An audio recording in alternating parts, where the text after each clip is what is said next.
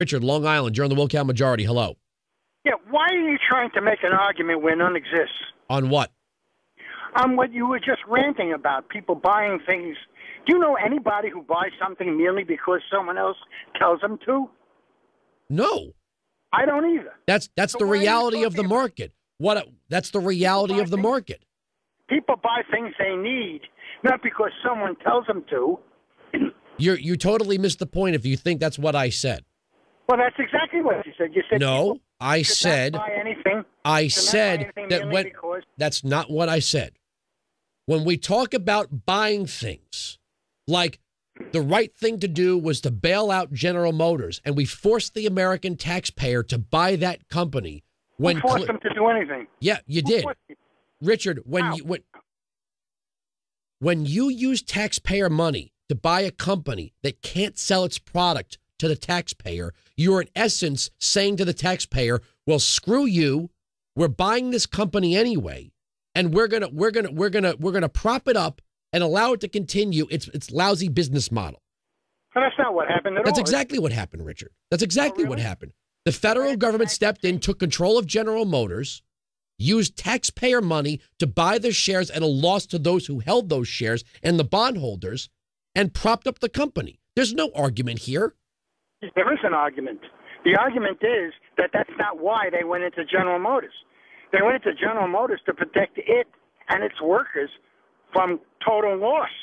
That's why they. That's exactly what I just said. If somebody is producing a product that is not being bought, that company should go out of business.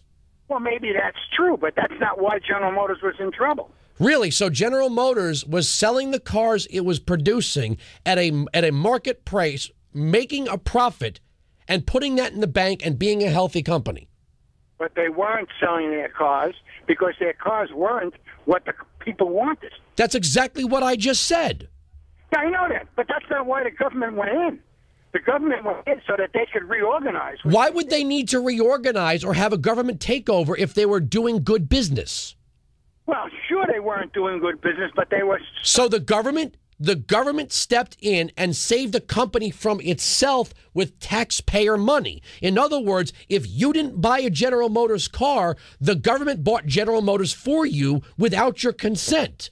Can I ask you a question? You can ask me anything you want so long as it makes sense. What's the story with General Motors now?